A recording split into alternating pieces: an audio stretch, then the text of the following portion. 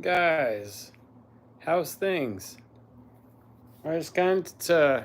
I know it's a Friday. You guys probably got things going on, but I mean, I tried to go live all week, but really, I was just too busy trying to enjoy this boat and then do other things, and then I had some other obligations. I just couldn't quite get to it. But I did want to talk to you about my experiences taking this thing out and some of the things we got. I mean, most of the things we got right. Some of the things we did get wrong in theory, but it can be fixed. But mostly it's a ginormous win. The boat works phenomenally. We'll go through all of it. But first of all, I want to thank you guys all for being here on a Friday. You could be doing anything, going to the bar, a strip club. I mean, all those things are terrible, but you could be going to them, out to dinner with your old lady. But you choose to be here today with me in the live. And so we're only going to be here briefly. But I'm very, very happy to see you guys here. The 15 that are here. Can I get 15 likes? And then the more likes, the more people pour in, and the better the live gets. Just for the quality of the live, hit the like button. All right, guys. So things that went good with the boat. I mean, we're going to give you a full down walkthrough of the actual finished final product. The last week, I did just kind of binge on it. By the way, this is more or less, we built this whole boat during lives. It's how I got it done so fast. I mean, you get a lot of complaints. Why do your boats drag on for months and then you disappear and stop doing them? Well, they take. I mean, if I build something and I stop to edit, build something, stop to edit, then I have to go to a media shoot or I have to go do something with my crew. Yeah, it takes forever. So I knew, and knowing that, binge built this. Totally neglected all my responsibilities. My partners in this whole TBNation Outdoors thing will tell you that, and so will my wife. So, and so will some other people. We don't care about those people. The whole point is that, sometimes you just gotta, binge, right? You could binge on anything. You could binge on gambling. You could binge on other things, but whatever. We're here, and we did it. What's going on, Sycamore? How are you? How are you guys? 21 people in the live. Gonna get 21 likes? We got 6. Likes make the live stream better. More people pour in, and it's just overall better quality, guys. Hit those likes. And without further ado, let's talk about, because we did make some changes since last time you saw it. Last time you saw it, it was 85% done. Maybe 90, probably 90. I don't know. The last minute touches take the longest. So here, let's go. All right, so we all know I did this, but you didn't see that I took the turret off because it ended up being a fail, kind of. And I just did this. Now I have all 3 of them. Couldn't figure out how to get all 3 with the turret on, so I just ditched the turret. And though that sucks, because if you're in the wind and you hit some fish with this, you can't stay on them because the trolling motor is doing its thing in spot lock. So that sucks, but it is whatever. It is a free turret. The only other option from not having the turret is to have one of those stupid little poles that hang over the other side of the boat that you can just turn independently, but I hate that thing. I hate the pole. It works, but I hate it. So one trolling motor, 3 transducers, well, 4. And then that thing doesn't even work. It pisses me off, but it looks nice. It might work later. Taste Marine customer service sucks, by the way. I've been trying to reach them all week. They're only open Monday through Thursday, and they suck. All right, I'm just saying. I don't know what to do about that thing. But it took me a long time to get it on there, so I'm just going to leave it there. But anyways, this was pretty good. You see, I had to shorten it, too. That's another thing. The trolling motor was way down in the water. The trolling motor would hit the ground without even closing all the way right now. So I kept running. I kept trying to go shallow because the boat had a really shallow draft, and I kept bottoming out the trolling motor. So that's another main reason one the turret had to go. I could have shortened the turret, but in the end of the day, I really wanted to run all these. Surprisingly, all of them work together, except for there's a dead spot, in the Mega Live, or especially if it's doing side imaging, where the transducers are. But that's just to be expected, not because the sonars are interfering. It's just because they're there. It's physical space that the sonar can't blast through. So that's the only thing. But it gets 80 to 90% of the picture, so it's all right. What's going on, Brian B? I appreciate you watching for 6 years. I've only been around for 8, so it means you've been around for a minute for the bulk majority of this channel's growth. That's very cool. I'm happy. Thank you, guys. So yeah, and then also they added a whole lot more cables. So we have trolling motor sleeves, and then we have cable sleeves that are really meant for the outboard cables. But hey, if you got a whole lot of crappy wires running along your trolling motor cable, the cable sleeves are the only way I got it done. And then they're actually split to two like that. I know it looks stupid in the camera, but it splits to two like that. Obviously, the main cable's coming out of the trolling motor tray, and the other cable's going into that rod grommet. And we have all these nonsense over here. We added some things over the two others. Let's talk to you about that in here in a little bit. And also, I thought I would like these more. I mean, they're all right, but they're kind of stupid. Like, I guess if you got nothing else and you really need foldable ones, fine. They look good, but they, I don't know. A regular cleat is functional. If you're not a person that breaks their rods on cleats, I've never done it, but I've heard people do it, and so I don't want to be like them. So I mean, I can't fathom for the life of me why you would ever break your rod on a cleat. Like, I don't get it. It's like an IQ fail. But some people do it. I don't know. I don't want to talk crap about people. There's probably some people in this chat that have done it. So whatever. Like, anyways, like, I still think I don't like those things. But it wasn't a whole lot of money to get them. I got them off Amazon. I poached them somewhere and took them. And some other good things that happened were this. So there was, hold on.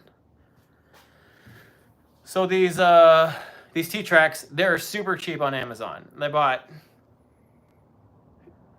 a pack of 48 footers, right? They're these, and then two footers. So 2 foot, 4 foot, 4 foot. There's a whole 1 foot break there and a whole another 8-inch break there. That's just the sliding units like these in and out. So these I think were pretty instrumental. They're pretty instrumental in the whole thing. Remember, I kind of made a lot of this boat for social media, like to be able to record and film media correctly.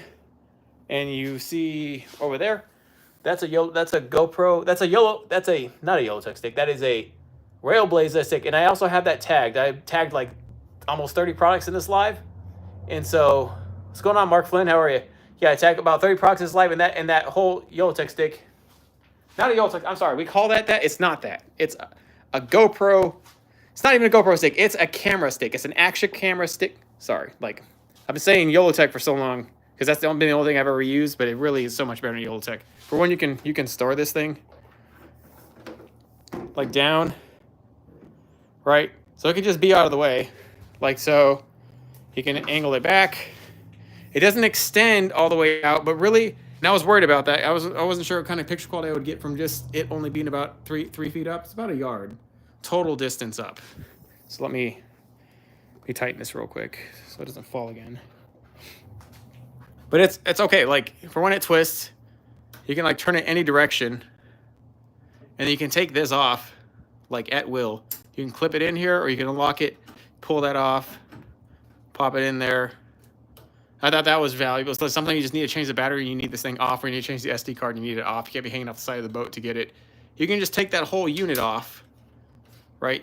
It locks and unlocks. So the thing about the Railblazer system is their lock-unlock features. They just come right out like that.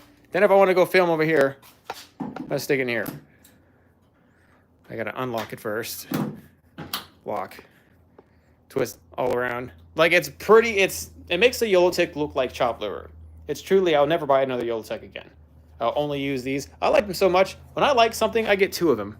2 is 1 and 1 is none. That's why I got 2 of all these tools. Somebody say it's a problem. I say it's a solution. But I'm saying, like, I got 2 Yellowtech sticks. That's not Yellowtech sticks. 2 Railblazer media sticks. I got 2 of them. I like them so much. So that's why I got them. All right, there. Sorry for the verbiage, the semantic verbiage. It's kind of a fail. Also, our bait holder or our tool holding things. These are our specific ones. I know there's a million out there on the market, but these really are nice. They're very nice, solid, unbendable, man. Those are thick and solid. Machined and powder coated. Got 8 slots. I don't know if you'll ever have 8 tools, but if you do, we'll have 8 slots. And a million other slots for baits. It looks really good on this side. I couldn't mount that because I jam-packed my compartments to the brim, you know, just to the max. But then it mounts perfectly on the gunnel. Like, so perfectly there. I was wondering forever where I put it, and I figured it out in the very last moment.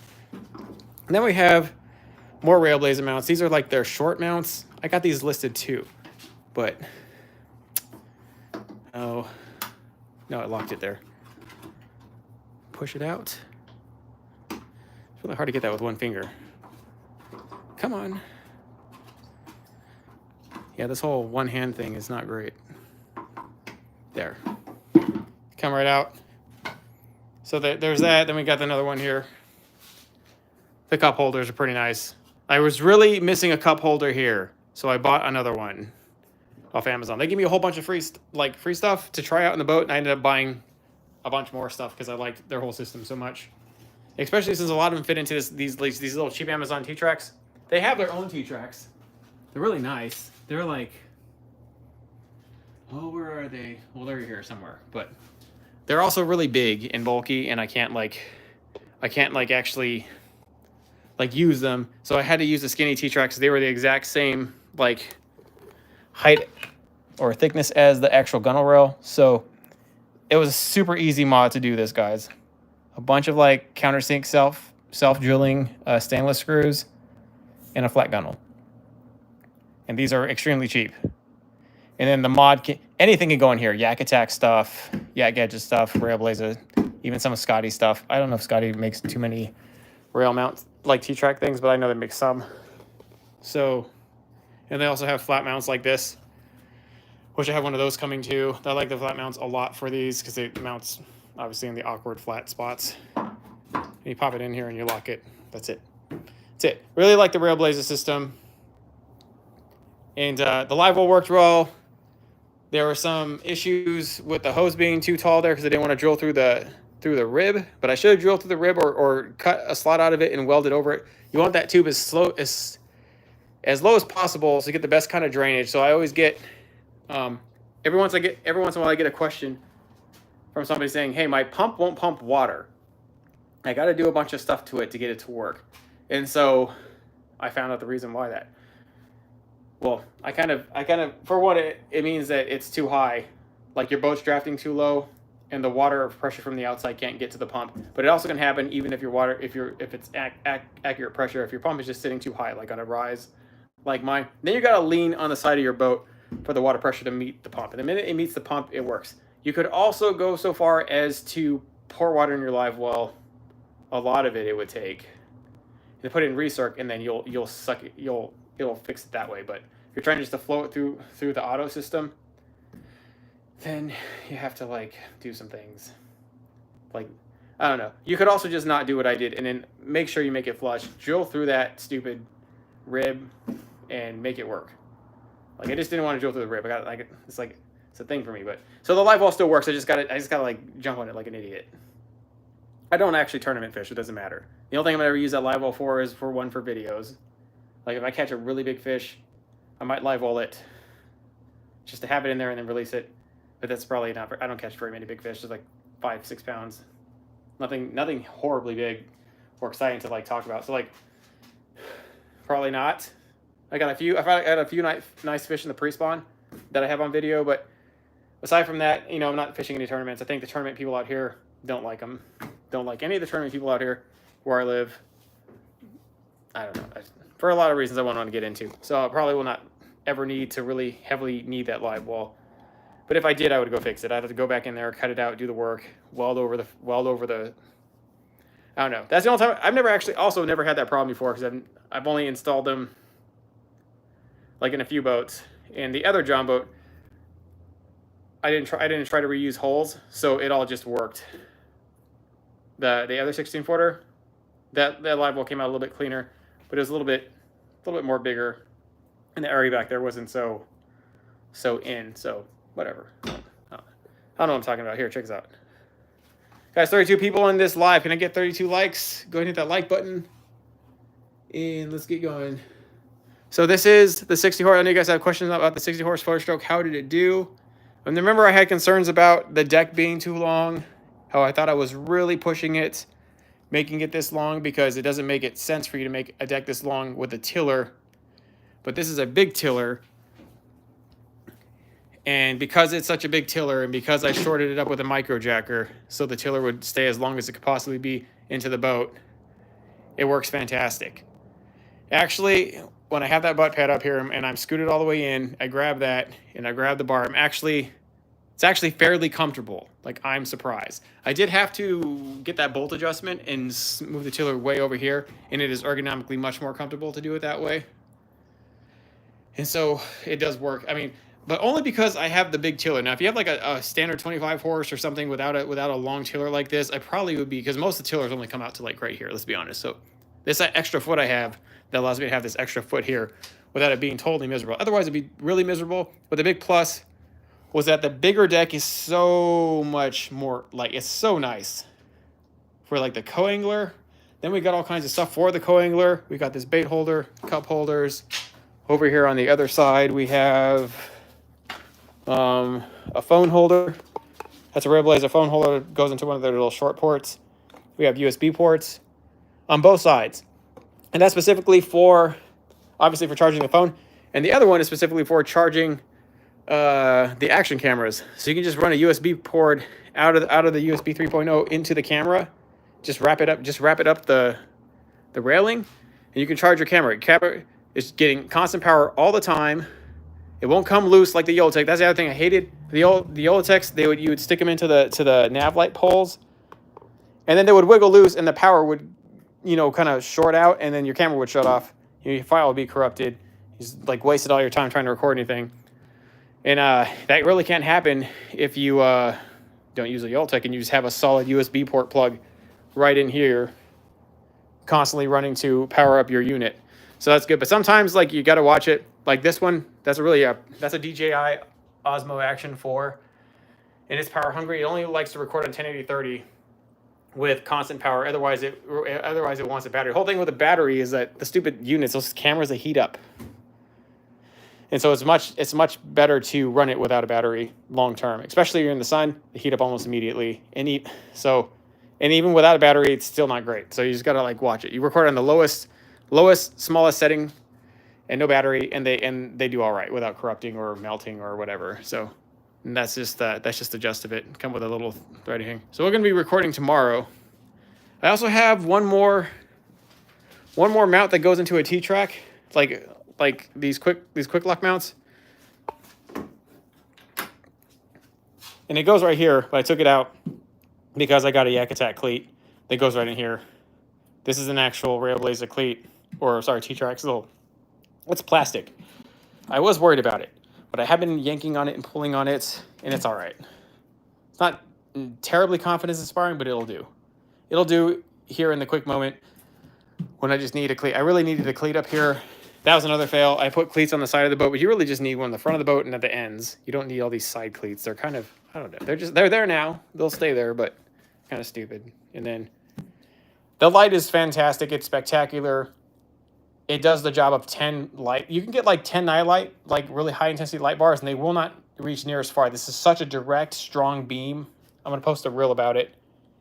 And it's really good. And it does the job of like 10 lights and just one light. And it's so low profile at 10 inches. You get one at 20 inches and it's extremely bright.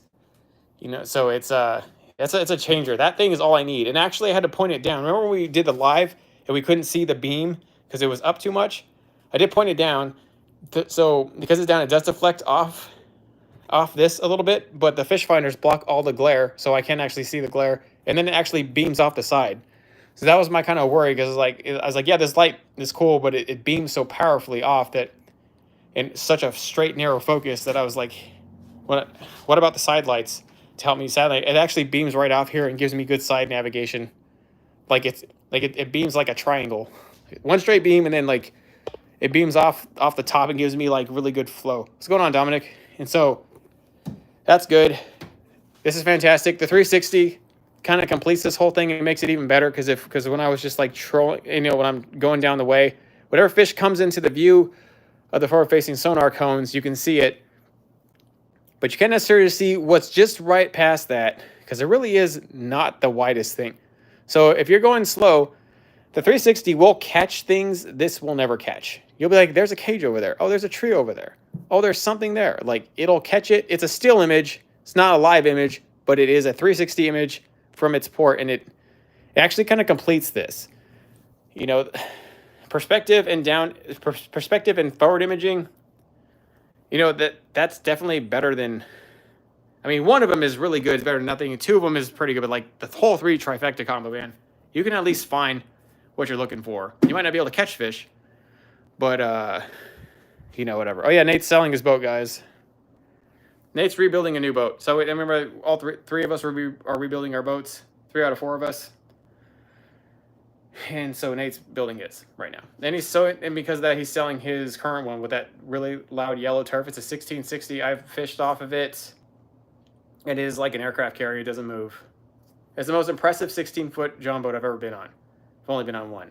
But 60 inches wide, it's just a cruising tank. I'll tell you what. But it'll still get on plane with a 25. So, I mean, it's big enough and heavy enough to keep it stable, but still light enough to, to be able to run off a lighter horsepower motor. And so what are you guys doing here? Our Tohatsu 50. It was a Yamaha 70, a 2-stroke? Was it a 2-stroke? I wonder. Yamaha makes their own motors. I mean, people love Yamaha. Like, so many people love Yamaha and hate Mercury. I had no idea until I started making reels about them. I had no idea. But yeah, I don't know. A 70, I don't know, this boat was actually rated right max for a 60, and I know that it was rated for a 60 back in the days when 2-strokes were prominent. So a 4-stroke is heavier than a 2-stroke. Has a little bit more torque off the line than a 2-stroke. Not as much high end. Can't rev as high. So it's kind of like a 70 or 80 2-stroke in terms of bulk weight, but it's only putting out the power equivalent to a 60. We're kind of pushing it with that motor, really. Also, but here, let's talk about that real quick. So I want to talk to you about how that motor did. So for one, it got us right on plane. I was using a 13-pitch 4-blade. That's what this is. And so this is Mercury makes a command and non-command thrust. The command thrust was more expensive. And so I was nickel and diming it when I had to get this motor, because it's a brand new motor, you know what it is like, right? Tried to nickel and dime it without financing. And they're like, well, the non-command thrust is cheaper than the command thrust, but with the command thrust, you have more prop options. And I was like, well, if you don't think I need it because the boats that I'm putting on are not going to be very big, then I don't need the command thrust. It's not like you're pushing a pontoon boat. So I didn't get it. So now I'm stuck with actually limited prop options. Kind of makes me slightly upset. And nothing I can do about it. Because they only make so many. It's like 13 to 15 pitch. 3 or 4 blade.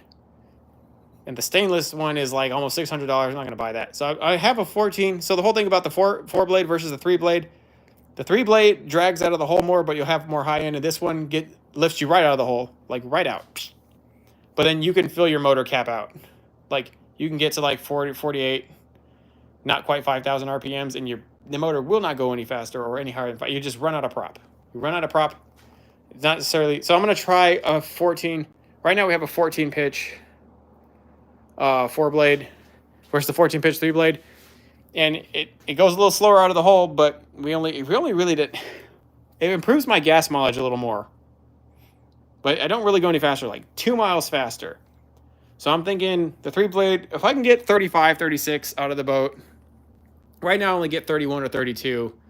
But I don't really know. Like I was talking, and you guys can give me your opinion on this. They're saying like the stainless prop, you really feel it in the higher motors, like 150 and above, or 200, like a Mercury Verado 250 or something, like one of those, like a big outboard is where you really see the difference between aluminum and stainless. But they're saying that the margin might be smaller between aluminum and stainless for a motor as small as a 60. I don't know. I mean, I think that's $600. That's like $576 for the prop for not that much of a gap. So I'd really like to find somebody with experience who's like tried stainless versus aluminum props on smaller motors like this. And I mean, it's big for us, right? But small for the world of 1-2 mile an hour, $600 for 1 or 200. It depends. I don't know. That's not much more. I mean, some boats are substantial. It's like 5 to 10 miles an hour more, I think. So 1 to 2 miles an hour for $600 is not worth it to me. That's not smart spending. So probably, I mean, if that's what it is, I'm not going to get it. I'll probably just, I do think that I need just a little bit faster. Like closest to 40 that I could get. I probably could. It's not quite 40. So if 1 to 2 mile an hour is all we get, then we really have to see what the 3 blade does. I'll be doing a video on the blade, the prop options, and how 3 versus 4 blade and pitches. We'll be talking about that. I have a lot of videos coming because I finally have a boat that after all that time I spent building it, I don't have to give it away immediately. That shit's real annoying. I've always hated it, but it's how it's always been. Actually, I almost feels illegal to have this boat. Like, I shouldn't have something like nice. My boats have historically been all kind of clapped out and or basic because I'm building stuff and it's always going to somebody else. So I'm just happy. I've only built a few boats for myself. Actually, that's a lie. Not all the boats I build are like not all my personal boats are clapped out. Like my yak killers and my pond prowlers, those boats have been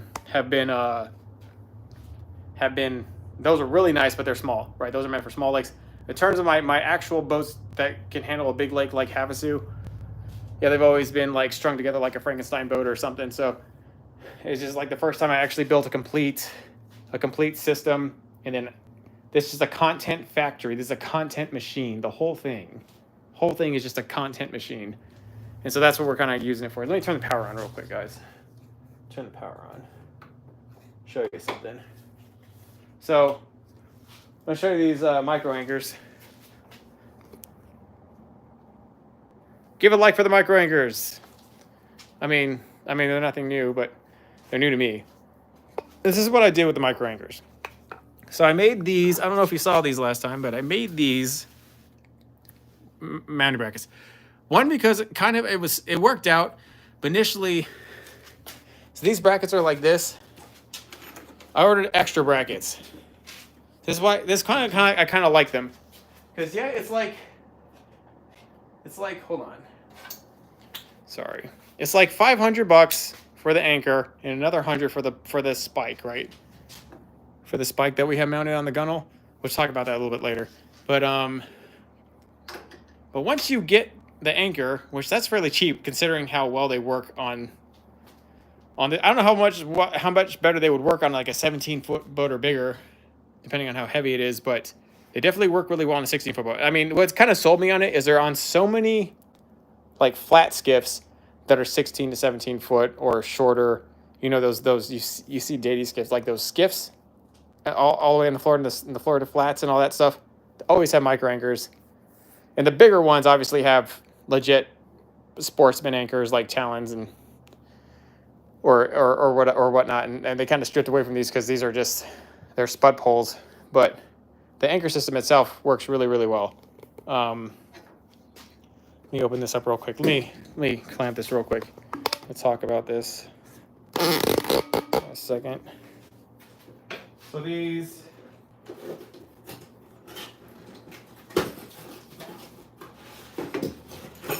are just the mounting brackets. That's all they are. That's all that's mounted on here. So what I didn't get until I did a little bit more research, which is too late after I already made this whole mounting bracket, is I thought they only went like this, but you could flip them like this and put them right here and put them right there. And then it just mounts that way too, because it's just a hex mount. These little hex pieces come in and out, and they clamp with like a skewer system, kind of like a bicycle wheel. So you pull that out, and you pull the two little hex thingies out, and then the whole anchor comes right out in like 5 seconds. So you can take these off and put them on any watercraft you want, as long as you have multiple mounts. So I have multiple mounts. I'll be mounting some of these on a light skiff and some of these on a kayak, and I'll be using this system just to do that. And also, because as these are hardwired into the boat, they come with wires that you can hardwire into a boat. Obviously, for some of the plastic boats we're doing, want to minimize a lot of that nonsense. So they do come with battery packs, and that does make them a little bit more expensive. With the battery packs, they're more like $800. Like, by the time you get the spike and this and a battery pack, they're like $800. They're kind of up there in price. Still better for what they do than what anything else out there. Like, they really are pretty nice. So I know I talked a lot of crap about the micro anchors, but you have to know that I never talked crap about them because I thought they were poor quality or a bad idea. It was not that. It was the spud pole. A 3/4 fiberglass pole.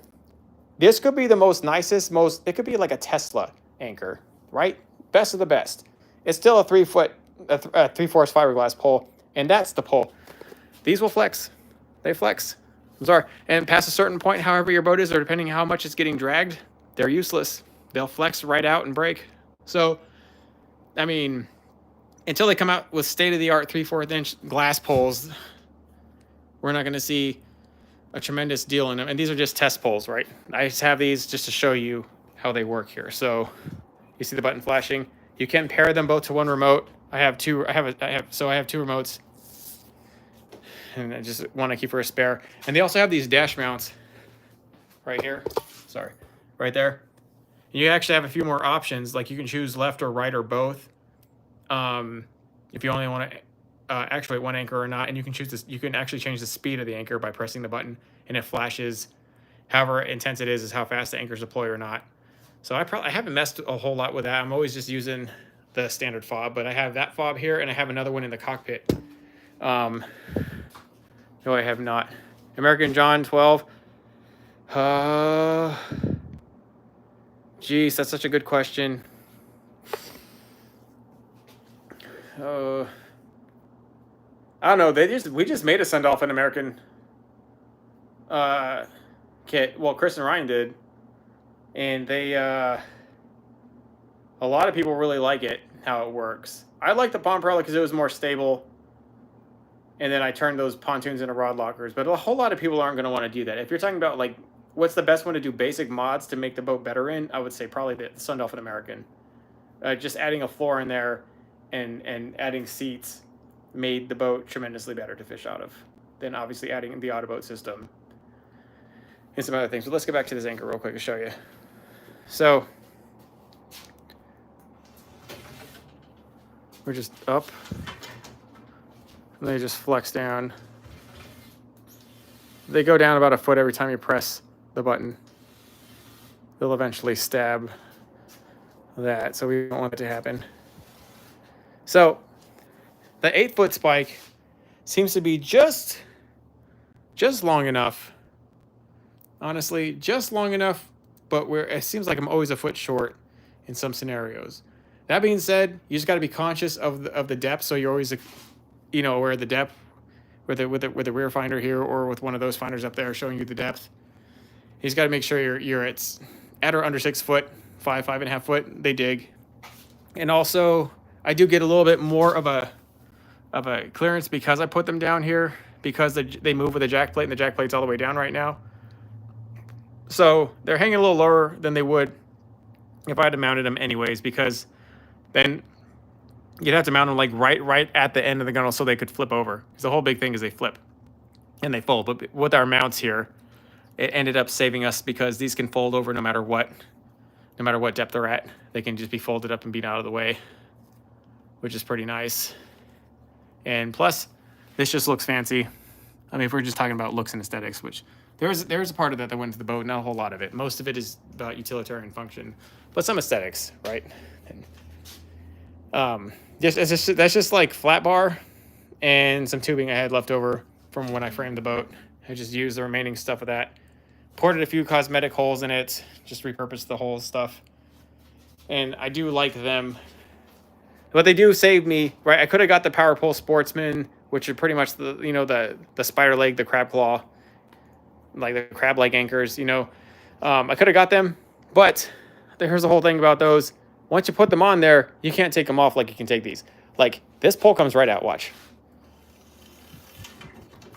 So now you just have this, and then you just got to have a place to store your poles. So another cool thing about these gunnels, I have a floating hollow wall here, so I just mounted a bunch of stuff. I mounted the ram mount directly into the hollow wall, and then I mounted. These are supposed to be like pole mounts, like nav light pole mounts, but they work really good for the anchor, and these are really cheap. You can find them anywhere. Walmart. I mean, down here, Lowe's and Home Depot carry them, but that's because this is like a lake town. But I'm saying they're pretty. These pole light mounts, whatever these, they just they stick right in here, and they got it mounted right there too. So they're always out of the way. They're absolutely out of the way, pretty much all the time until I need them. And so right now, during this season, I need them a lot. But even when I don't need you know, even when I don't need them, they just store right here. If I have a co-angler and these are habitually in the way and we're in deep water, why have them up? So when you're fishing shallow water and the two of you are up here, then it's fine. By the way, I want to talk about the stability. Hey guys, 53 in the live. Thank you guys for showing up on this Friday night. Can I get 53 likes? We're always more people than the likes. But if we can get 53 likes, I think we can possibly get 100 people in here. 54. Let's get it up, guys. Thank you guys. Appreciate it. It just improves the overall quality of the chat and the overall quality of the live. I talk too fast. All right. Oh yeah, here. When I'm talking about stability. Stability, what was it like? Because on the other John boat, kind of what sold me, because remember I was torn. Remember this is like a super, I got to make a decision now. Am I going to rebuild my V-hull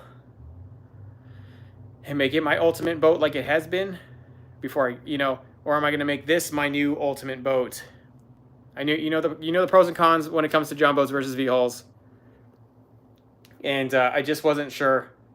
So I really only had what I had to assume how this would ride based off the last 1648, which was immediately before this. So we did two 1648s in a row. Generally, we don't get a do-over right away, right? Like just one after another. So we kind of got that. They're built so close back to back. But I mean, that boat did really drive really nice. And I was impressed when there were 3 people on it, how stable it was. And that hull was not as nice as this hull. So I had faith that this would be very stable. Just as stable, at least just as stable. Because it was just as wide at the bottom, but it flared out even more, meaning the displacement factor would still be even a little bit better. Plus, it had other things going for it. It's just a better hull. It's a better built hull versus that really standard cookie cutter John boat, you know, bass tracker John boat looking thing that was spanning the 1960s and 1980s up.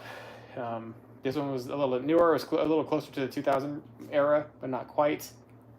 And it ended up being incredibly stable. So when we're on it, it is really, truly a marvel. A marvel to be on. And the whole thing feels stiff and solid. We were wondering the question about how is it going to do through chop with that floating core double wall design that we did in the boat. And that to me is the most pinnacle thing, right? Like you could put a nice wrap on this boat or a nice paint job or a nice custom turf job. And those things are extremely nice to have, like if you want to get them. And that seems to be what a lot of people are fixated on, mostly how the boat looks. There's a lot of YouTubers out there, and they're only fixated on how they can make the boat look. And I've always habitually, I think part of the channel's success is I've always hated that, kind of. Like we go through the lengths to make it aesthetically pleasing, but not at the expense of the design of the boat. The design of the boat always supersedes how it's going to look. So that floating core was super important to me, but we did not know how it was going to run. But I will tell you, it runs fantastic. The boat feels extremely solid. I thought there would be some shaking and shuddering, and you would be able to feel it, because we stuck almost an equivalent amount of foam. We did stick more in this boat than we did in the other boat.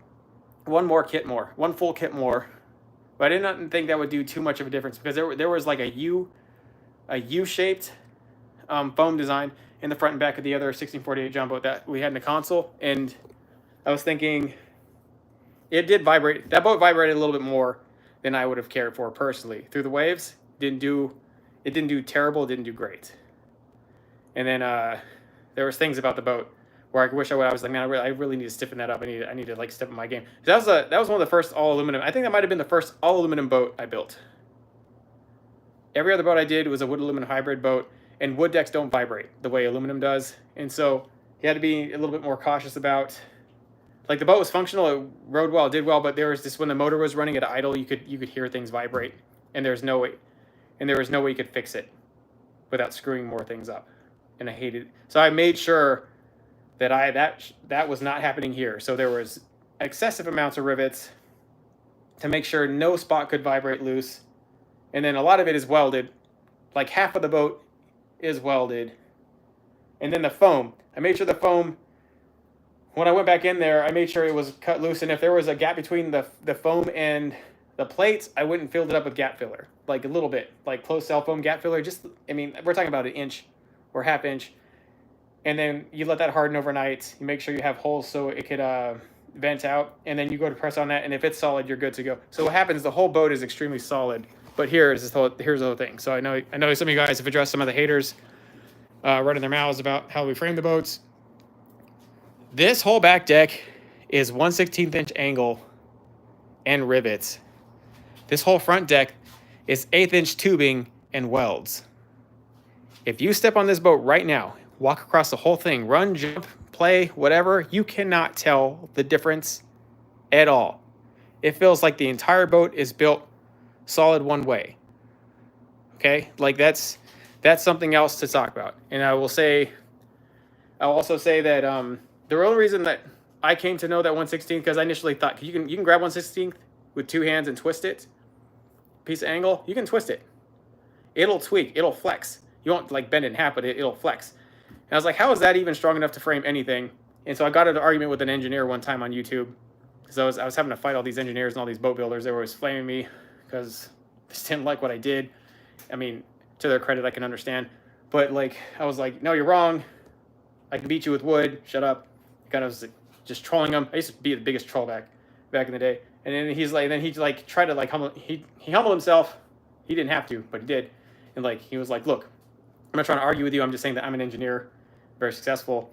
And my job specifically is how to figure out how to make things strong with light gauge aluminum, the lightest gauge aluminum I can, and still make it strong. And I'm telling you, you got to revisit this, and you can rework it, and it can be better. So that's how.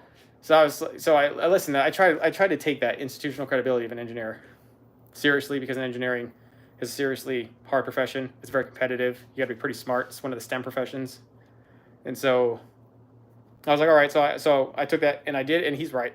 He's absolutely right. And even with rivets and not welding and not a form molding like he was doing really advanced stuff, you just simply with rivets and whatnot, you were able to make a strong enough frame, especially once you layer stuff on top of it. Because remember, it's not just the framing that's holding up, it's the framing plus the decking. And that makes it really, you can't tell. I swear. That's where we did this boat half. I did this boat half on purpose. I could have welded the whole thing. I don't know what good it would have done the audience, but I could have welded the whole thing. The only thing where it really counted for the welding was obviously the dry boxes. Where all these are dry boxes. Remember, this is sitting, this whole pit here, this whole thing, with the exception, well, all this whole first 4 foot of the boat, it's all sitting in foam, right? It's all encased in foam. And you needed solid boxes for that. And you can't open that compartment. It's got something in there. Like, so, but this one is actually elevated above the floor even more. This one's not encased in foam, but everything around it is. And because of that, actually this is encased in foam on 3 sides. So this side is the only one it's not. And then obviously the battery box, but this is not a waterproof box. This is just a battery compartment where we actually added a wall here. But everything else is an actual steel compartment that we got from our store through the Midwest. And let me check these out real quick. This actually, it worked out pretty well. I was able to store most items. One thing you didn't see is I did make a divider in here. I just very quickly in 10 minutes made this. It's not very terribly elegant, but it does store and divide all the baits so they stand upright, which is extremely important to me. And it keeps them from running into my black boxes. So the only thing that's standing free without a divider is these soft pads, because they're soft pads. So I don't personally care. But I was pretty happy that these worked out so well. And I even have some space back there if you need. And I was throwing Senkos earlier because it's kind of that time. And the day boxes, of course, help tremendously.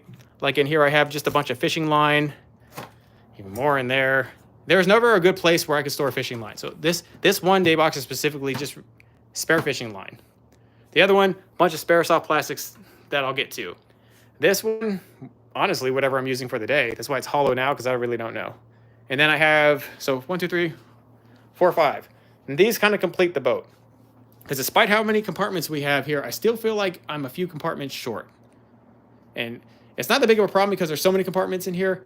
So I could get by with it. I mean, I do have 2 really nice prominent day boxes, but coming in and out of those, you know, it's less stressful to pull something out of these. The only big thing is these aren't covered, so water gets get in. They have drain holes, but water can get in there, and the stuff you have in there is indirect exposure to the sun. But if you're putting in things like that don't particularly matter, like that's what they really are for. Just throw it in there. Right in there, I got my safety lanyard, a pair of those stupid mouth thingies for really big fish that have teeth that you don't want to lip, and just bait attractant and some other stuff in there. You know, just stuff you just need it out of the way. You need it somewhere. You need it off the deck. You need to throw it right in there. And we got a little Railblazer cup holder in there. Oh yeah, we put vents. You didn't see that, but we did put vents. One there and one there. For one, because there's batteries, and two, because these compartments are not dry compartments like the rest, and so water does get into these easier, and you need to vent out. The 36 volt. Oh, look, there's that. I just keep that on. I did a short on this battery, a YouTube short on this battery. Pretty nice. It shows the power, and it also has Bluetooth, because it picks up on my other apps. It doesn't have an app, but you can see it on the Powerhouse and the Epic battery app, because they both have their own apps. And hilariously enough, the Powerhouse battery shows up on the Epic app.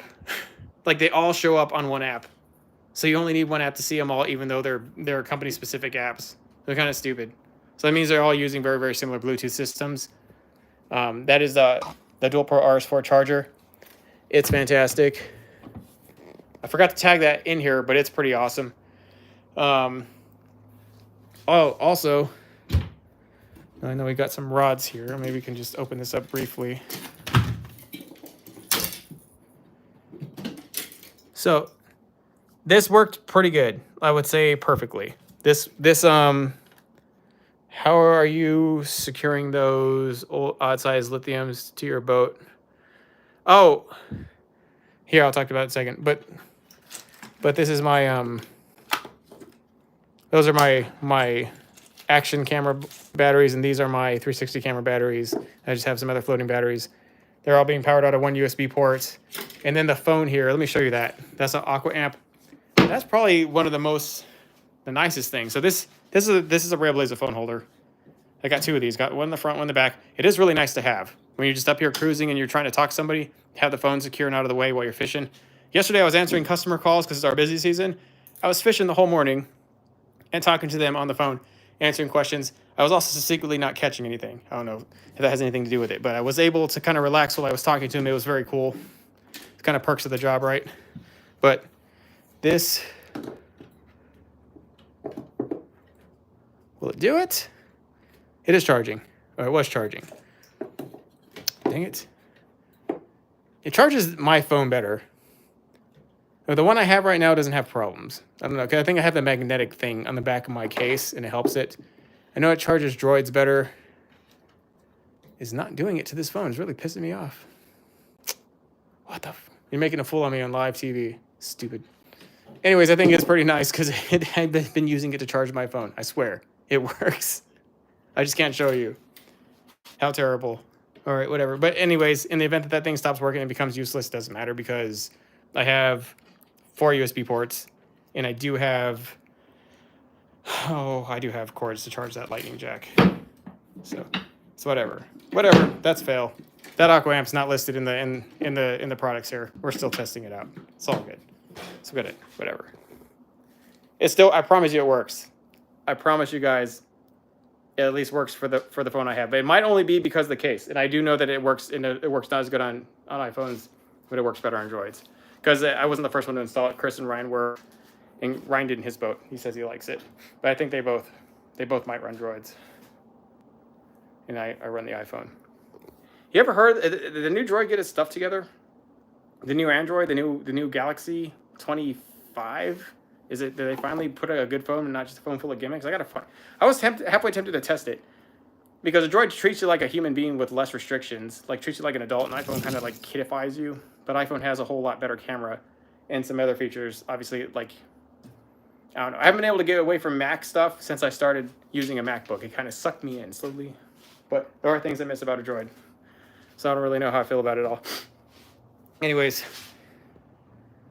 it's all working pretty good, guys. Like, I would say I just enjoy being on it.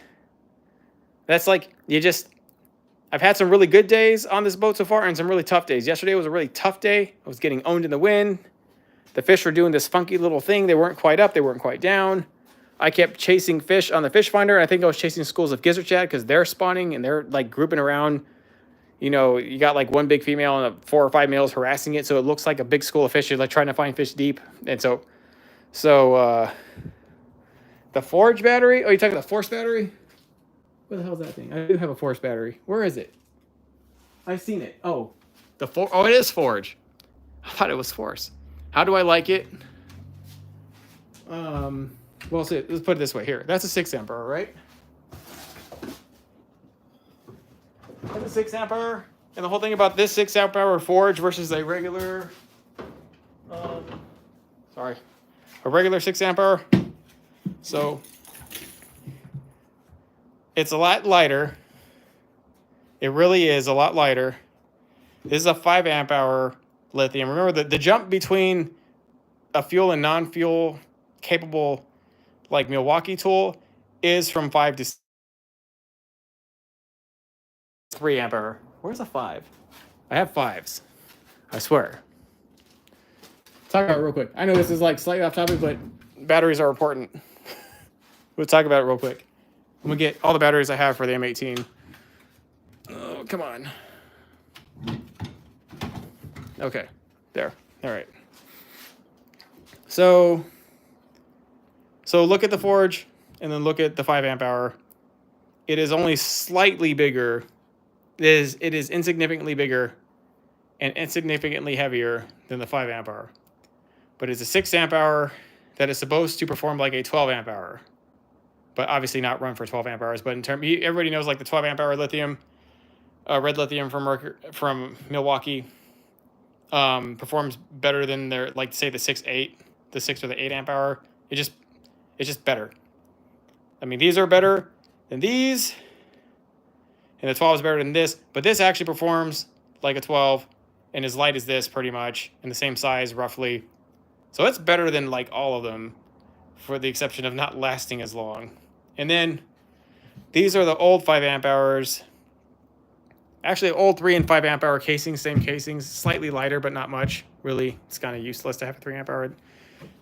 These 3 amp hour CP, the CP 3 amp hour, these are lighter, more low profile, and they beat those. Like, there's no point to get a 5 amp hour if you get the CP 3 amp hour. They have better cells. It's like less amp hours, but better cells.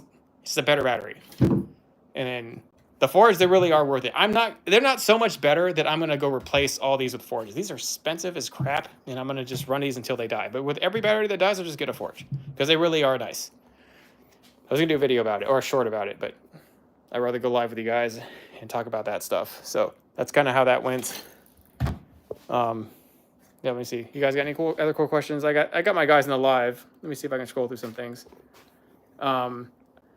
I have not sent the last giveaway, but I have them boxed on my counter. Like, I kind of neglected all my priorities this week.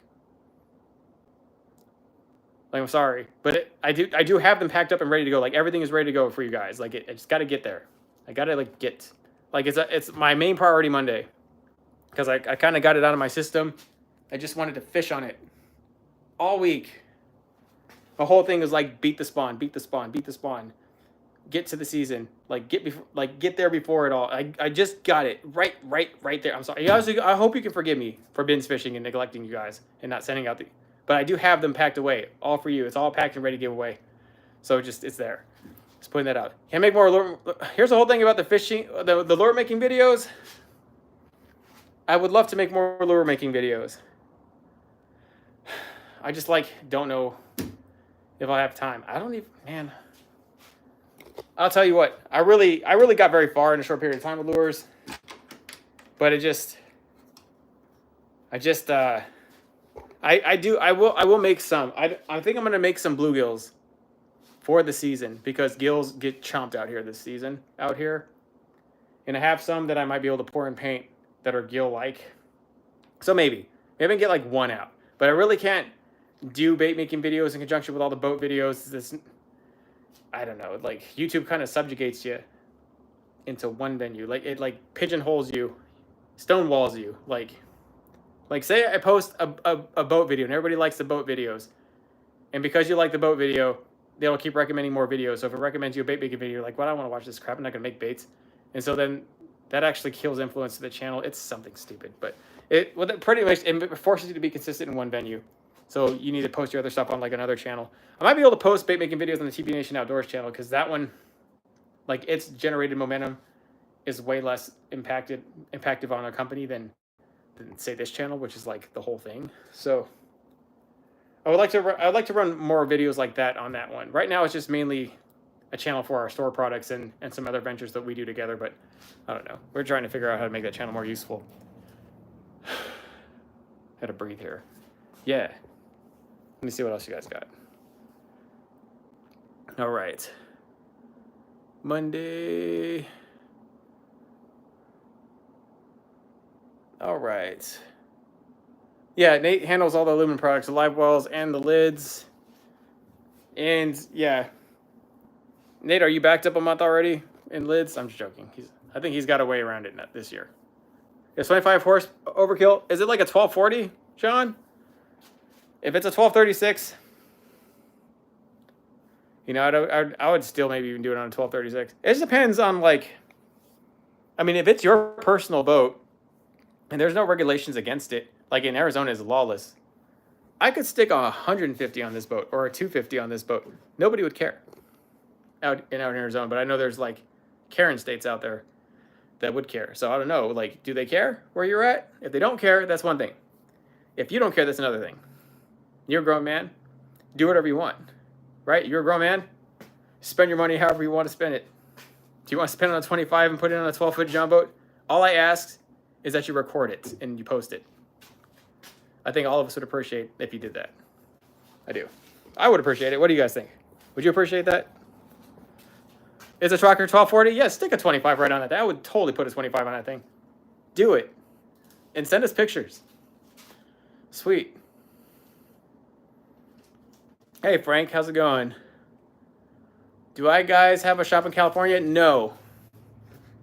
No. We did try to link up with a guy in California who did what we did and looked promising, but it turned out to be a giant beta male. And we got into it with him. And now he hates us, and I think he took all of our handles for Cali. There is one guy in California, I'm sorry, California TBNation, Jacob Bueno. He's not who we're talking about. He's solid. But he's too busy. He like does tournaments. Tournaments are his thing, and not so much the boat building. Yeah, so yeah, we sell kits for pretty much almost anything. Clapped Out Customs put on two. Yeah, that guy's awesome. That's my hero. Clapped Out Customs. That guy's genius. He should become part of our crew. We should talk to him. We'll try. All right, let me see what you guys got. All right, just seems like a fairly good conversation between. I don't know if you got any questions. Go ahead and like, ask them here. Like stuff that Nate or Chris. Is Chris even in here? It's just Nate hanging out. Yeah. So anything that you feel hasn't been answered or that you have to ask me specifically, go ahead and re-ask it in the chat. And if you guys are in this live and you haven't hit the like button, please exit the chat, hit the like button, come back in, and help us get this live up to 100. 12-foot 60s Illuma kit. You know, I don't know a general price on that kit. Does the dude in California do John boat tournaments or bass boat tournaments? Both. He does like, there's like a slight horsepower restriction on what he does, but bass boats go into that tournament. So he does like all of it. It's like California TBNation / Slay Nation tournament, I think, or California TBNation completely.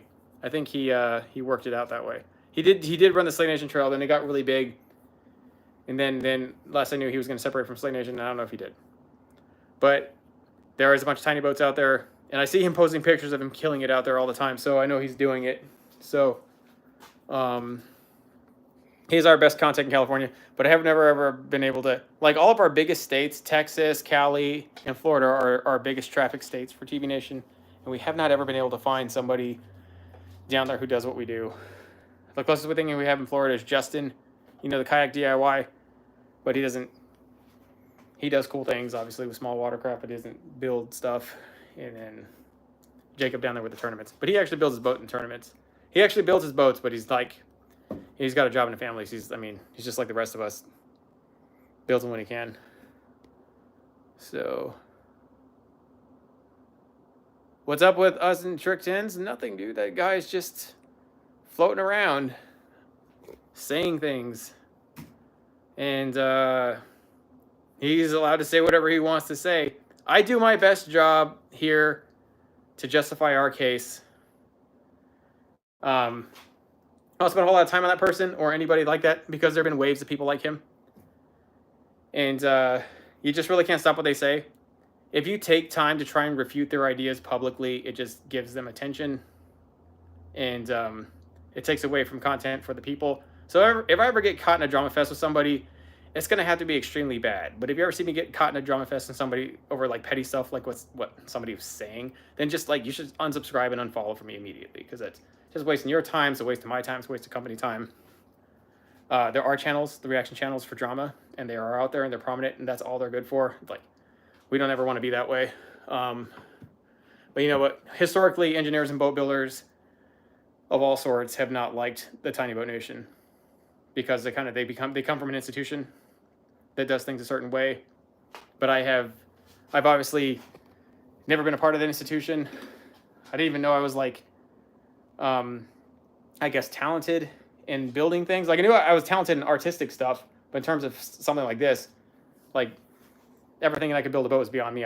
Until one day I tried it. I mean, really, I'm an artist who builds boats to support his fishing habits. And that's really how it all started. Not because I came tailored up from an institution and was in the trades, welding or carpentry. And then now that's why I know to build boats. I build boats for the same reason somebody goes and gambles or goes and finds heroin off the streets. To support my habits. That's it. Right? It's like the same thing. This is just high level degeneracy. That's all I am. So they don't like that. They've always historically hated it. They're going to say things. And then I have things to say about them. But I don't know, man. Like, a lot of them, I don't think they know what they're personally doing. I don't. I think a lot of professional boat builders, we've ripped a lot of boats open from professional boat manufacturers. And clearly, I mean, one thing you can say consistently with this channel, I'm not terribly impressed with how mainstream boat manufacturers build their boats. And some of these like independent guys, not terribly impressed with what they were doing. Like, I remember when I got that giant bow rig. Remember that giant bow rig? They added 10 times the lights that this boat had. Added 10 times the lights on that thing. When that thing got to me, thank heaven it got to me before the fabricator who had it kept going farther. He would have completely screwed it up. Like, there's not a whole good understanding about our system. A lot of the boats come overframed and overbuilt and perform very, very badly, but you'll never know. Because how would you know unless somebody built something better and put it aside? It comes a period of ripping apart boats, rebuilding boats, trial and error for yourself, finding your own mistakes, finding your own successes. That's kind of where that is. But you see somebody who just puts a whole bunch of hatches across the boat and guts all the foam. Like, that's definitely not what we're about. Like, you saw us go through pretty extensive measures to make sure that we had as much solid AB pour foam in this boat as possible. We explained about why it was that way. We explained why we made a floating hollow core design with a double wall. We explained all those processes and all those things because we're really, really big on design and safety. And I don't know if that's really a big thing. I would say, though, I don't know. It'd be pretty easy to take that guy down, though. All I'd have to do is just go buy one of his boats and sink it. It would sink immediately. None of them have foam in them. They're all overbuilt. They're all terribly heavy. I just go sink it and say, look, I was in fear for my life. I almost died, and sue him. Like, that's all anybody has to do to take that guy down because he builds boats like shit. So, like, that's a big thing. That's a big thing about it. So I'm pretty transparent with everything I do. From the ground up, you guys saw how this thing was built. And we haven't even released the actual footage. From the ground up, I show how all the other builds are built. So, I mean, people also don't like my stuff and say the same things about me. They say my boats are built like crap. They say they're floating death traps. But, like, whatever. Go and try and sink one of my boats. Go try and sink one. Sink this one. I'll give you a lot of money if you can sink this boat. Sink it. It's got more foam displacement in it than it weighs. So, you know, just, there's principles I try to teach you guys. I just hope you guys see whatever you want. But if you find somebody like him entertaining or you find his content valuable, then take him for what he is and watch him. I'm not telling you not to watch him. But I just try to refute. We just try to do as best we can soar as high as we can. It's kind of like the principle of the eagle and the crow. You guys ever heard it? Its principle says the only thing that can actually hurt an eagle is a crow. Do you know that? The eagle's such a boss bird out there, the only thing that can challenge it is a crow. And so, but instead of fighting the crow, because the crow goes and pecks at its head, just pisses it off, like, you know, tries to attack it. The only thing the eagle does, doesn't turn around and fight it and scrap with it or do mid-air combat maneuvers. It just flies higher. Goes higher, higher, higher, and eventually the crow can't keep up.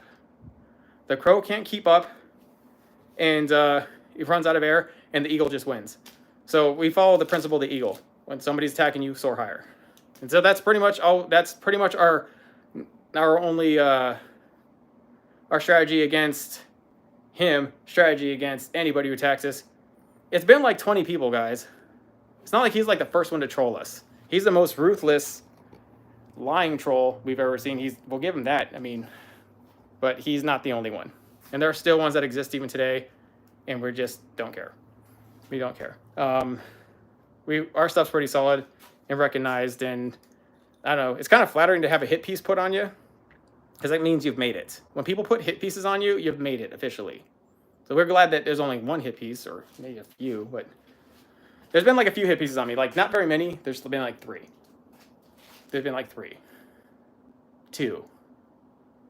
And they're both from beta males and psychopaths. So, like, whatever. Like, what can you do? What can you do? Can't do nothing about it. You really can't. And so, there it is.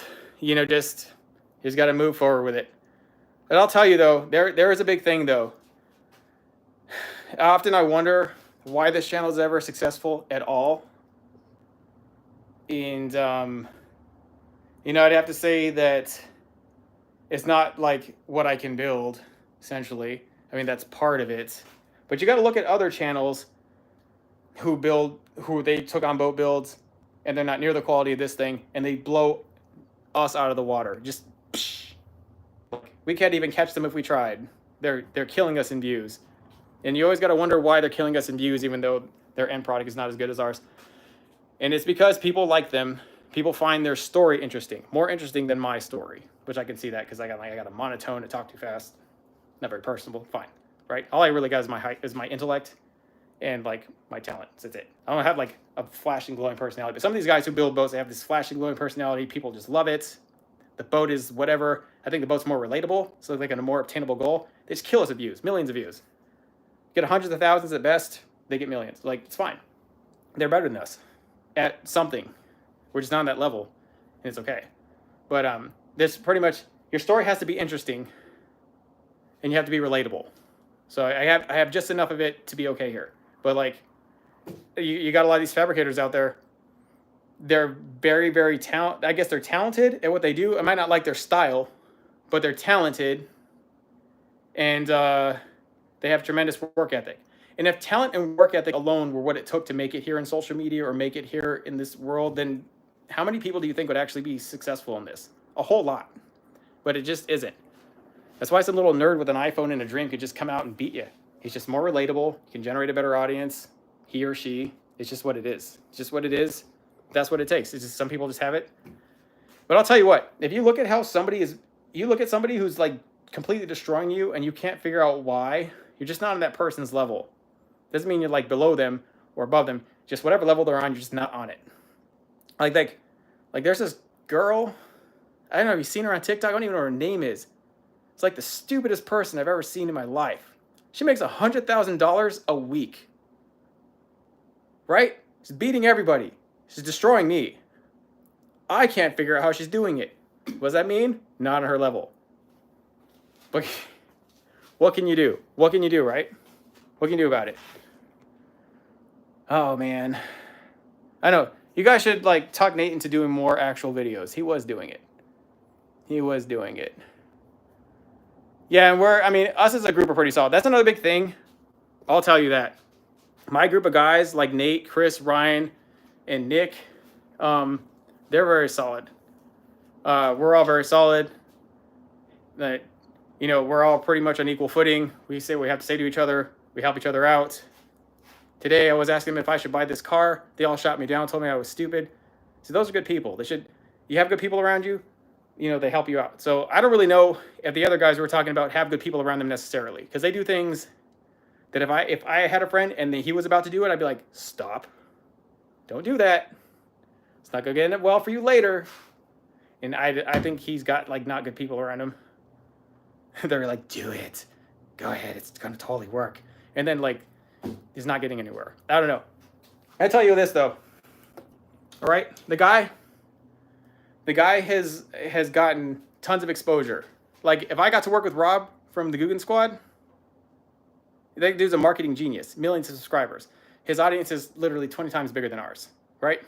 If I'd had that opportunity, I definitely wouldn't be complaining about how some way smaller channel is the reason I'm not successful. Like sometimes people just got to like your story and find you relatable. Otherwise, like you can sell your soul to these other major influencers to promote your stuff.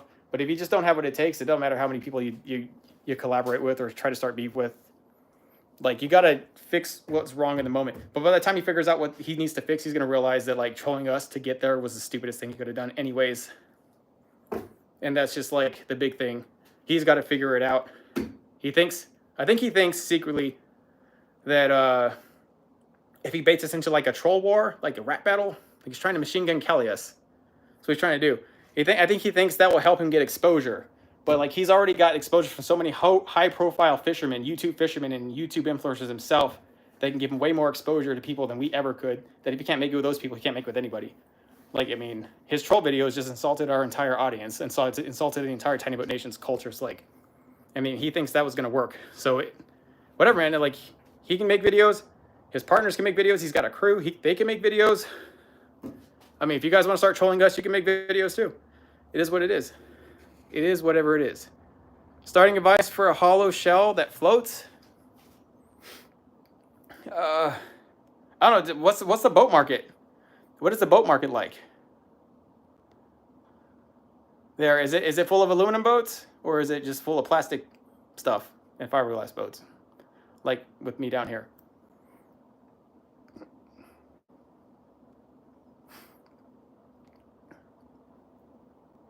Fellow service member. Okay, so what kind of the lifetime battery any good? Here, let me talk about the lifetime battery. That's a good question. Here, I need to know what your boat market's like, Walters. S. Walters. Look, I just so happen to have a lifetime battery. Let me see if I can grab it without breaking it. Oh. All right, hold on. The awkward camera angle on the live. Okay, so let's talk about it. So, this battery, not bad. Can't complain.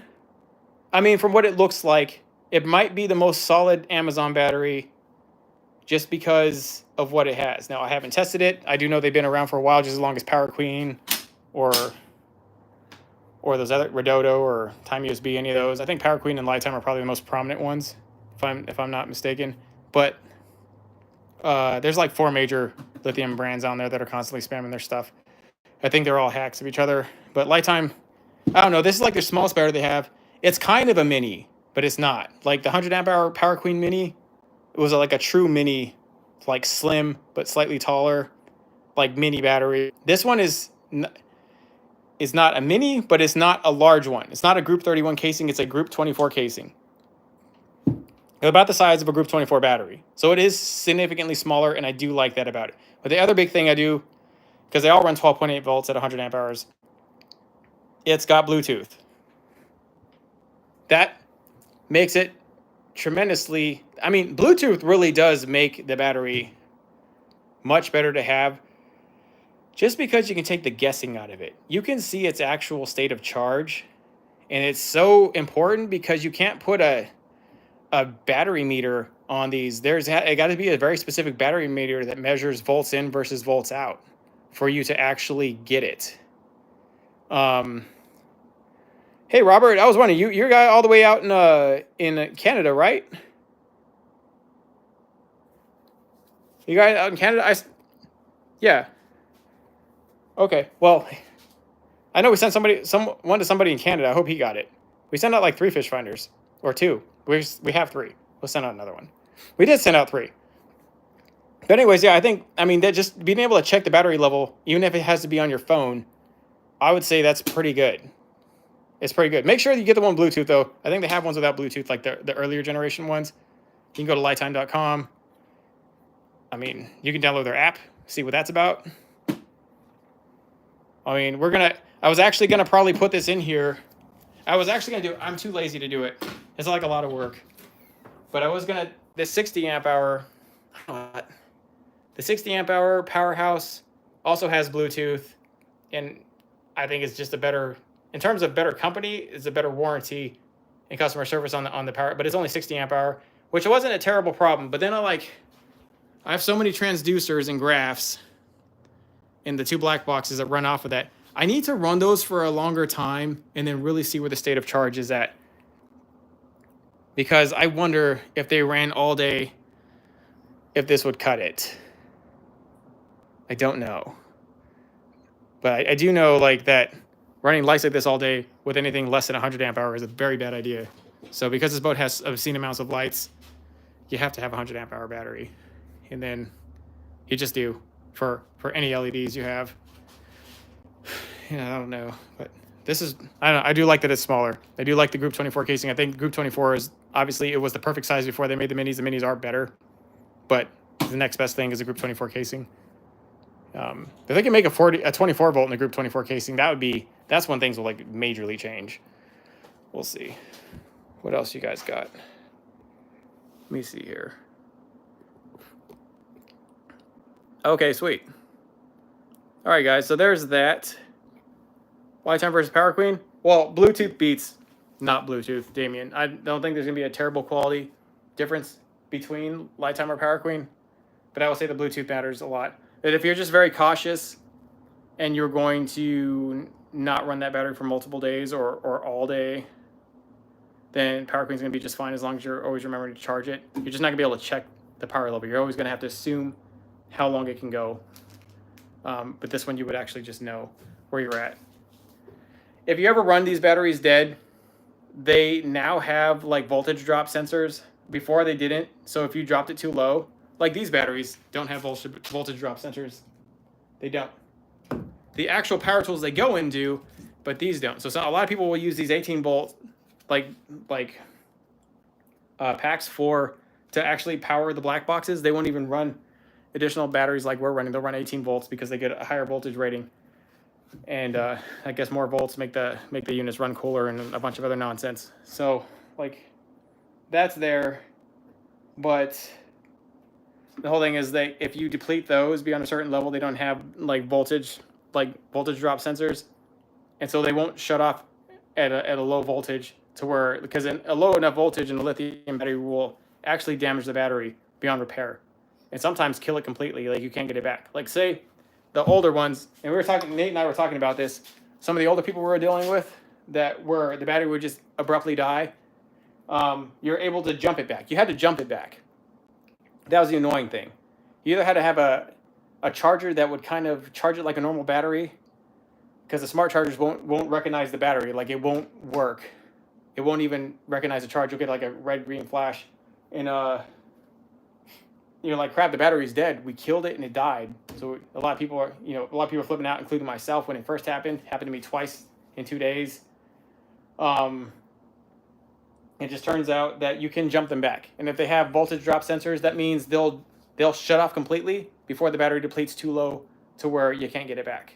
So the Power Queen, I depleted that one, got it back, set 100%.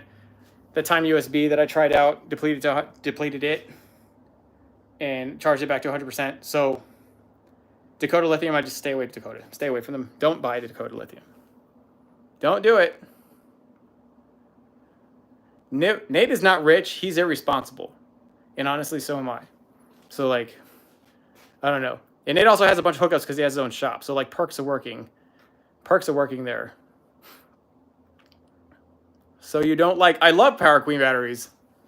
I think that a high-quality lithium battery and a high-quality lithium battery with Bluetooth, the Bluetooth is going to win because you can actually see the state of the battery versus always guessing. There's only one battery monitor on the market that'll monitor lithiums correctly like voltage in versus voltage out. That's how it tells. And that is Pro Charging Systems makes it, specifically for lithium batteries. And it's a little bit tedious to hook up, but it's the only one. So if you have a bunch of economy batteries with no Bluetooth and you want to monitor them, you can actually have a really nice dial and a really nice gauge for it. But I mean, that's the only one I know. It's such an unpopular item that nobody wants to tackle, that they're the only ones that have tackled it. And I've seen it work. I actually ran those on Dakota, specifically when Dakota was like the big thing. And one of their 100 amp hour batteries is like $900, almost $1,000, and they were way worse quality. No, Power Queen is better than Dakota. I would have never buy a Dakota battery. I don't know. Maybe Dakota switched to Life PO4. Maybe they did it. You know, lithium iron phosphate. Maybe they did it. I don't know. Like, I just know that Dakota, I had a bad experience with them. They weren't even my batteries, or somebody else's. All the reviews I get are that people have had bad experience with them. Some people have even brought it to their attention, and they're like, "Okay, well, thank you for your concern, but we don't care." And that's pretty much a response that they're just in it to make money. But they were just one of those people, such a prominent name out there. Like, sometimes when you're the incumbent name, where you just make the biggest impression, like you may not have the best product, but you bought a bunch of Google ads, so you look awesome. That's what Dakota was. Dakota was just everywhere. Sponsored the right people, got the right Google ads, got in there, stayed there. Very hard to beat. That's what Dakota is. But like, for a long enough time, if you piss enough people off, you know, you just fall. So I think Dakota's probably at its like a lackluster, dwindling performance, because it had all the performance and all the hype to get it up there, but it couldn't stay there because people talk. People talk. If your battery shorts out in a year, you got an 11-year warranty, and you won't honor that warranty after 1 year, and a lot of these batteries are dying in a year. You know, people talk. It chatters throughout forums. It chatters throughout Facebook groups, and it chatters throughout YouTube. And yeah, Dakota Lithium is, I think, personally done. Like, they're out there,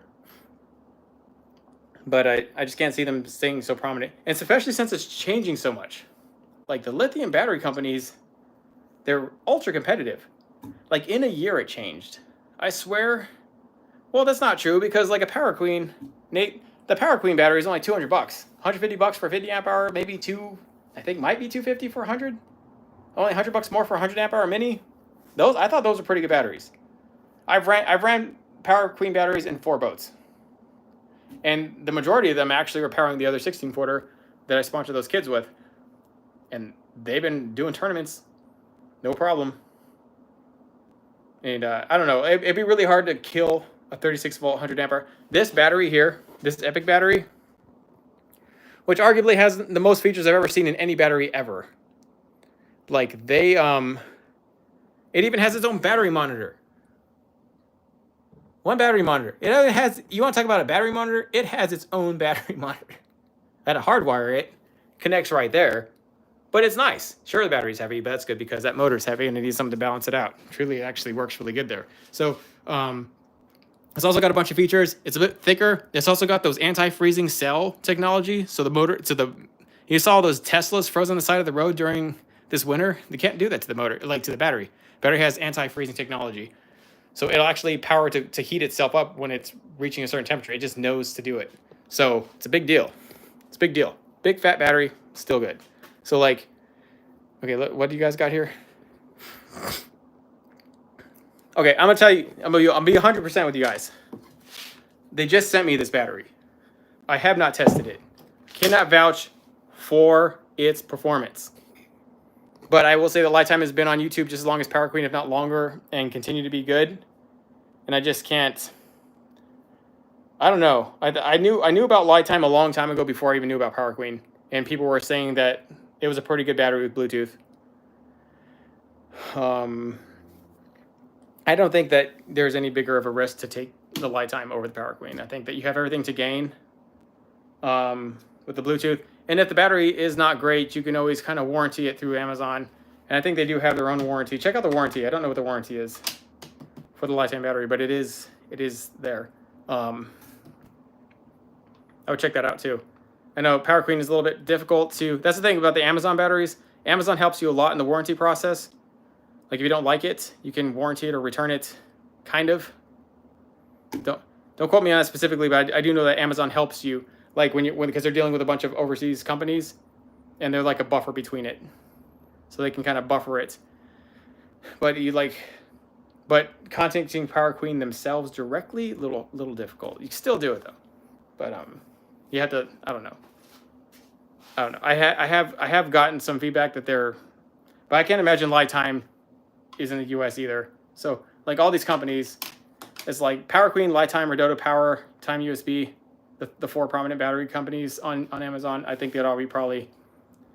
I mean, it's Amazon, so if you really want to like get a battery company with really good customer service, like say Powerhouse here, or Epic, which has really good customer service too and is arguably just as reputable. They're US based. They have US based people here that will handle your problem now. You're gonna have to pay. Now the Epic batteries are historically a lot cheaper than say Bob's over there, Powerhouse, but but you're gonna have to pay. Like they're about twice as much on average. I think a 12-volt 100-amp-hour. I got one up here. It's in the box. That was 400, I think. 400, 250, I think. Somebody quote me on that. I don't know. Somebody look this up right now on Amazon. Tell me the price because I can't look it up while I'm on live. But I would say that 100-amp-hour from Epic is going to be way better than this. For one, it's got warranty here in the US like now, and then it's got 3 or 4 more actual additional features like heating units, Wi-Fi, also Bluetooth, and an app. You see individual charges of each cell to find out if a cell is bad or not. Just not the overall charge state, but actual charge. Nate, they all come from China. Look, all the cells come from China. I wish Chris was here because Chris, Chris from our Southeast shop, he's like an electricity jumbo. He's like a boat electric guru. Like he's really put tremendous amounts of time into the electric, like learning all of it. I mean, he made all those electric kits. Like I helped him, but he essentially parted and made it all out. And he's the reason we have really good electric kits that'll build any boat. That built this boat. So like, and he's also put a huge ton of time into batteries, researching the batteries, finding out what's going on. He was talking to me, there's grades of cells, grade A or grade B. I really wouldn't know which ones these are, but they all come from China. They all come from China. Grade A cell. Bob guarantees grade A cells. Epic, I don't know if we just started working with them, but they're pretty nice. I don't know. I really like that 36-volt battery. I ran that thing for 2 days in a row. It dropped down 2 bars. That's it. There's like 10 bars in that battery monitor, dropped down 2. It was at 75% each time. It was like 70, 78 or 75% each time I had to go charge it. That's after 2 days of running it. So, I got to charge the 12 volts every time, not necessarily that 36 volt. I probably could go 4 days of pretty hard fishing on that 36 volt pack, not having to charge. I don't know. I like it. I like that. I'm super happy I got it. That pocket Epic is grade A. So, I mean, yeah. I don't know. I think Epic's better. They're just bigger, fatter batteries.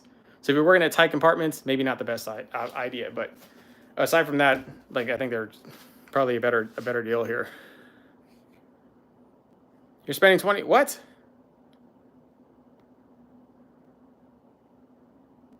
Oh yeah, Nate's gonna be broke after his boat build. He's trying to go for broke here. We're trying to make the last boat we're ever gonna need. Hopefully, I'm thinking that's gonna go on. Oh yeah, we also sell ProGuide lithium. I personally have not tested them. Only Nate has. Maybe one day I'll get some. I don't know. We'll figure it out. All right, guys. What time is it? I think we've been on live for a long time, like almost an hour and a half, like literally an hour and a half in 1 minute. And I appreciate you guys hanging out with me here on the live. And I don't know. I was gonna say the boat performs way above expectations, and I'm super happy. It's super enjoyable to be around, and I just want to keep on making content and enjoy it. I will start leaking content on it, or putting content out on it. I do want to cover the upgrades I did to the budget build. I think that's a much more important series because that's a more popular boat. People trying to build up those little 14-foot Starcrafts. I did do a short series that I recorded for the budget for the StarCraft, but I have obviously I stopped all production to build this thing. But now that I built this thing, I have no excuse to not make long form videos anymore and just a bunch of stupid shorts. So we'll be putting that there. I don't know. Nate, you could talk Pro Guide into giving a battery away on the live, or giving me one to give away, or giving you one to get away. Like, we could possibly talk them into a giveaway. I think they like us. Most companies that work with us and like really try to put their hand in, they end up liking us a lot. So, you know, one company by one, we win them over. All right, guys, thank you. I appreciate it. I'm gonna go try and catch more fish tomorrow and give you guys a really good end reveal. Show you guys what this thing's made of. I will talk to you later. We'll see you on the flip side.